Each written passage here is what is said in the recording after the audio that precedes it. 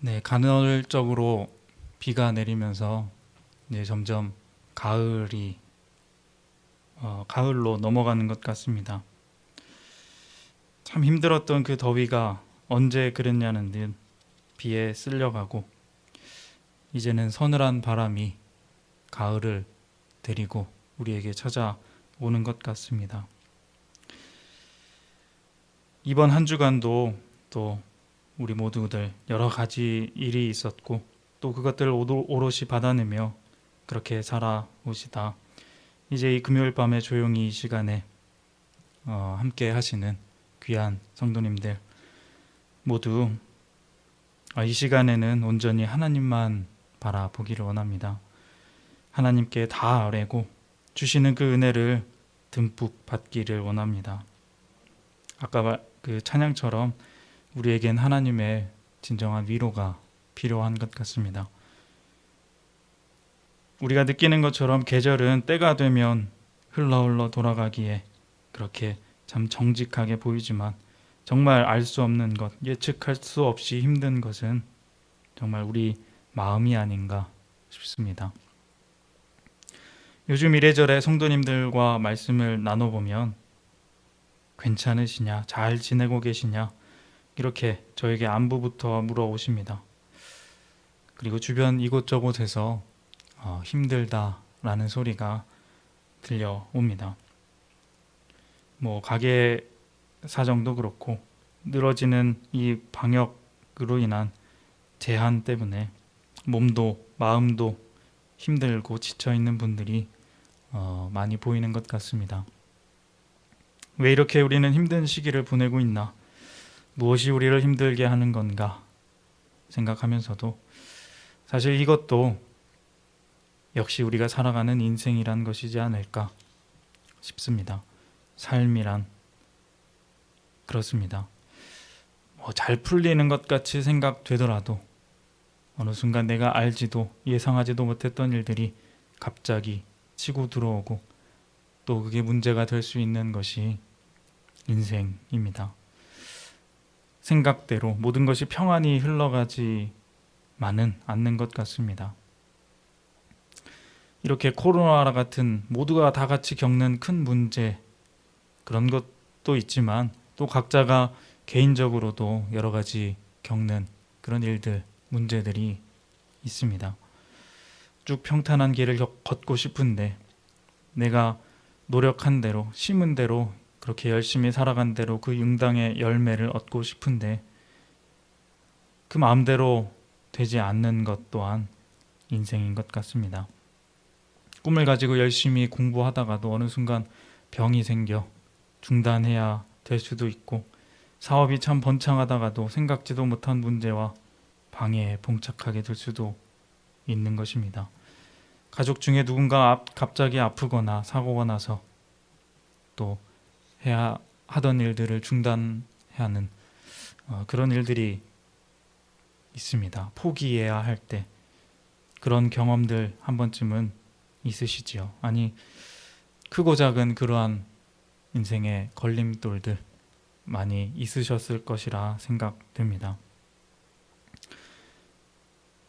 우리 인생은 왜 그렇게 걸림돌들이 많이 있을까? 하나님을 믿고 의지하는데도 여전히 있는 그 걸림돌들 궁금하고 또 안타깝게 생각되기도 하지만 또 생각해보면 사실 그 걸림돌들이 있었기에 우리가 또 끝까지 하나님을 의지할 수 있는 그런 계기가 되었던 것 같기도 합니다. 모든 인생이 다 내 마음대로 되고 그렇게 부족하지 않다면 우리는 또 하나님을 찾을 시간이 없었겠죠. 그 이유도 없겠죠. 그런데 내가 부족하고 아무리 노력해도 안 되는 일이 있다는 것을 알 때 그때 우리는 나를 내려놓고 위에 계신 전능하신 분을 의지하게 되는 것입니다. 그리고 그때가 돼서야 그 처음부터 계획하신 놀라운 섭리와 은혜를 깨닫고 감사하게 되는 것입니다. 오늘 이 시간에 함께 하시는 모든 성도님들도 그런 마음으로 하나님을 바라보고 있을 줄 믿습니다. 그런데 더 놀라운 사실은 하나님은 좀 더 나아가서 어쩌면 우리에게 일부러 그 걸림돌을 주실 수도 있다는 것입니다. 오늘 함께 읽은 말씀은 이 걸림돌이라는 것에 대하여 꽤 흥미로운 이야기를 우리에게 던져주고 있습니다. 먼저 25절에 보시면 호세아에 대한 이야기가 나옵니다. 여러분, 호세아가 누구인지 아시죠? 하나님이 일부러 죄인된 여인과 결혼하게 하시고 또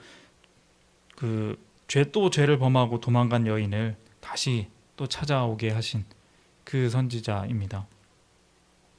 일부러 하나님이 호세아에게 그렇게 시련을 주셨다, 이렇게 볼 수 있습니다. 그래서 호세아는 그 사랑의 아픔과 고통을 직접 경험하고 인생이라는 것을 더 깊이 깨달으며 하나님의 사랑에 대해 그렇게 기록할 수 있었던 것입니다. 내가 이해할 수 없는 고통에 직면할 때 또 그 이해할 수 없는 하나님의 우리를 향한 사랑을 조금이나마 깨닫게 된다는 것입니다. 이렇게 부족한 사람도 하나님은 사랑하시는구나 라고 말입니다. 27절에 보면 이사야라는 사람이 나옵니다. 이스라엘 백성 향한 심판을 선포한 이사야. 하지만 그 예언의 중심에는 남은 자라는 것이 있었습니다. 엄청난 고통과 시련으로 그렇게 다 죽을 것처럼 멸망시키시지만 하나님은 마지막에 남은 자를 남겨두셨습니다. 그리고 그 남은 자로 다시 하나님의 구원의 은혜를 경험하게 하십니다. 민족, 같은 동족이 사라지고 그렇게 나라가 멸망당함을 경험하면서 그렇게 남아 고통 속에 있는 사람들이야말로 아이러니하게도 가장 하나님의 놀라운 그 사랑을 가장 잘 깨달은 그런 사람들이 되었다는 것입니다. 그렇게 사람이란 고통 속에서 성장하고 그렇게 더욱 성숙한 사람이 되는 것입니다. 세월이 흘러 바울의 시대가 왔는데 그런데도 여전히 그 하나님의 사랑은 또 잊혀져 있었습니다. 하나님의 백성이라 하는 이 유대인들은 그들에게 말씀과 율법이 있음에도 불구하고 다시 또 하나님이 없는 그런 삶을 살아가고 있었습니다. 자신의 인생만을 생각하며 이제 또 고통 없이 내 앞에 거치는 걸림돌 없이 평탄한 인생 살아가기만을 원했다는 것이죠. 그러니 당연히 하나님에 대한 어떤 갈급함, 고민도 없고 진실된 믿음이 사라지고 율법의 형식만 남게 되었던 것입니다. 그렇게 자기들이 원하는 인생을, 편한 인생을 만들어 가려고 사는 그런 사람들이 이 바울의 시대에도 있었던 것입니다. 하지만 우리가 그렇게 느끼고 경험했던 것처럼 평탄한 인생이란 존재하지 않습니다. 그들에게도 역시 걸림돌이 있었습니다. 그 이기적이고 인위적인 평안함은 오래가지 못합니다. 부딪힐 돌에 부딪히게 되어 있다 말합니다. 32절의 말씀입니다. 제가 한번 읽어보겠습니다. 어찌 그러하냐? 이는 그들이 믿음을 의지하지 않고 행위를 의지함이라. 부딪힐 돌에 부딪혔느니라. 믿음이란 것은 보이지 않는 것입니다. 그렇기 때문에 이 믿음을 가진다라는 것은 누군가에게는 참 두려움이 생기는, 그리고 고통의 그런 감정일 수도 있습니다. 보이지 않는 것을 믿는다라는 것이. 그래서 세상에서 세상적인 평안을 얻기 위해서는 이 믿음만 가지고 되는 것이 아니라 어떤 보여지는 것이, 행위가 필요했습니다. 유대인들은 그렇게 행위를 중요하게 생각한 것이죠. 보이지 않는 두려움에 내 자신을 모두 맡겨버리는 그런 어떤 믿음이라는 고통에 들어가지 않고 쉽게 행위로 보여지는 그 거룩함으로 보여지는 것들을 통한 마음의 평안을 원했던 유대인들은 오늘 말씀처럼 곧 돌이라는 것에 부딪히게 되어 있었습니다.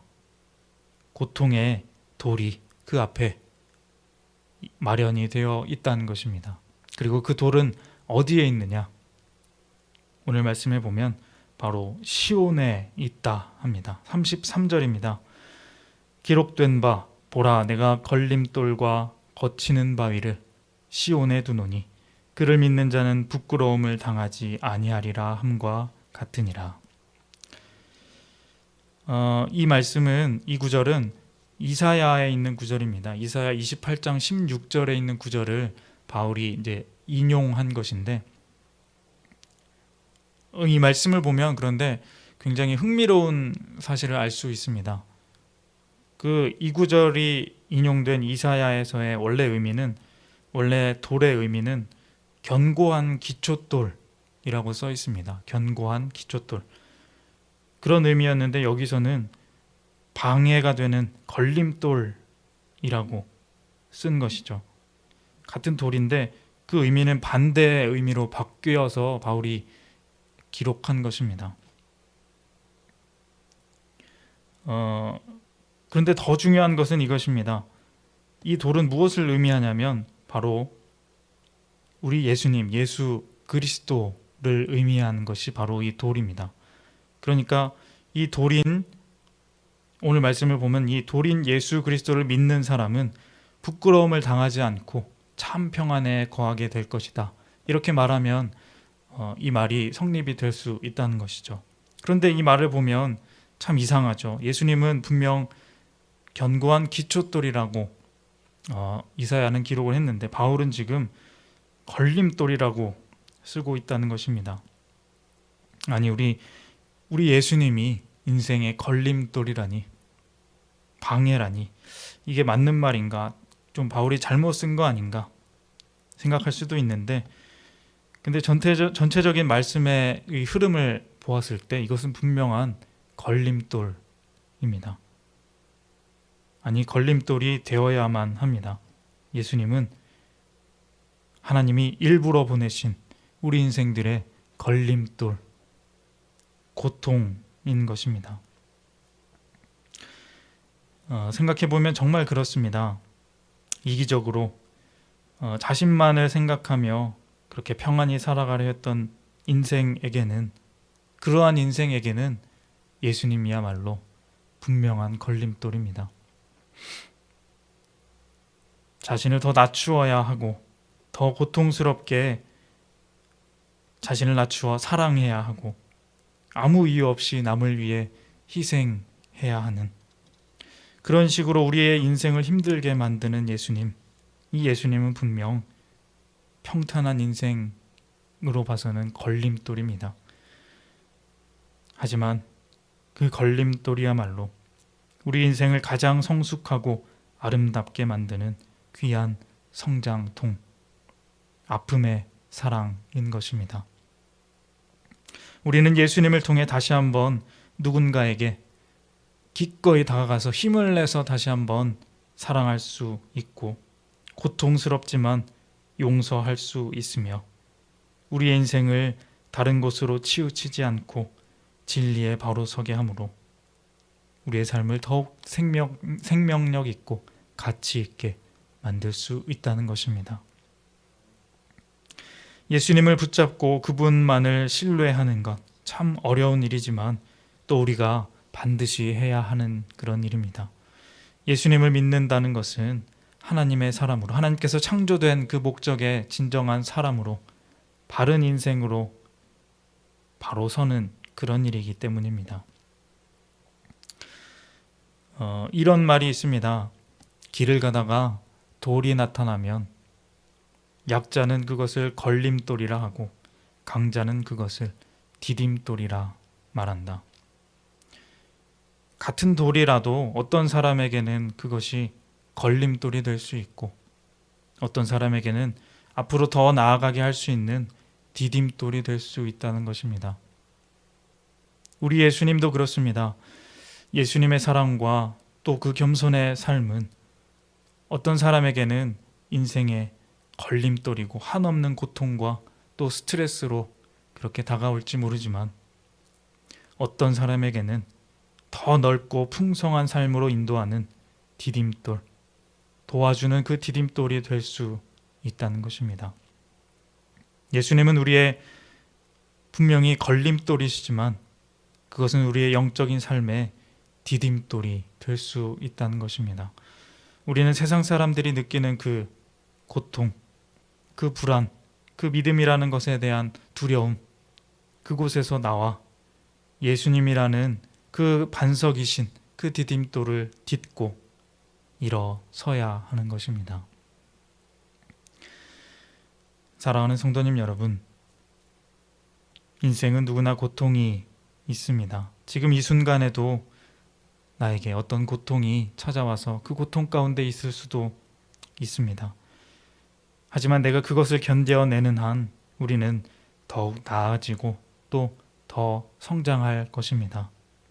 고통이 없으면 성장도 없는 것이죠. 그리고 하나님은 우리에게 인생에서 어쩌면 가장 힘들 수도 있는 고통을 일부러 주셨습니다. 그것은 아이러니하게도 참 사랑이신 우리 예수님인 것입니다. 하나님은 우리에게 그 예수님의 사랑, 그 낮아짐의 고통, 그 걸림돌을 너희가 받을 수 있겠느냐 이렇게 지금 물으시는 것입니다. 그리고 그것이 바로 우리 인생이 망하지 않고 그 하늘 나라를 바라보며 아름답게 살아가는 가장 좋은 방법, 아니 유일한 방법인 것입니다. 오늘 이 시간에 함께 예배하는 귀한 성도님들의 삶에 이 예수님의 그 귀한 사랑을 마음에 새기는, 그 마음에 실천하는 삶이 있으시기를 소원합니다. 비록 조금은 힘들고 또 어려운 고통의 순간이 수반될 수 있지만, 이 돌은 참 무거울 수 있지만 그 돌이 또한 디딤돌이 되어 우리의 삶을 너무나도 아름답게 또 풍성하게 그 생명을 누릴 수 있게 하여 줄 것입니다. 성령 하나님의 인도하심과 또 한 번 만지심이, 위로하심이 우리에게 있을 것입니다. 세상이 줄 수 없는 평안이 우리에게 분명 찾아오게 될 것입니다. 그 예수님 주시는 귀한 사랑의 삶으로 하나님 나라 평안을 누리며 가장 귀하고 복된 삶을 살아가시는 우리 모두가 다 되시기를 주님의 이름으로 소망합니다. 기도하겠습니다. 하나님 아버지 감사합니다. 우리에게 사랑을 주시고 그 사랑으로 우리의 인생을 살아가게 하심에 참으로 감사드립니다. 우리 삶에 있어서 어려움과 또 고통이 없을 수는 없지만 그것으로 인하여 낙심하고 세상 욕심만 바라보다 좌절하지 않게 하여 주시고, 하나님이 주신 그 귀하고 놀라운 사랑, 그 사랑의 고통에 그 예수님을 믿음에 기꺼이 참여하여 가장 복되고 아름다운 삶, 하늘나라의 삶 살아갈 수 있도록 함께하여 주시옵소서. 위로하여 주시고 힘주시는 성령 하나님 의지하여 오늘도 힘차게 힘을 얻고 나아가는 우리 모두가 되게 하여 주시옵소서. 감사드리며 예수님의 이름으로 기도합니다. 아멘.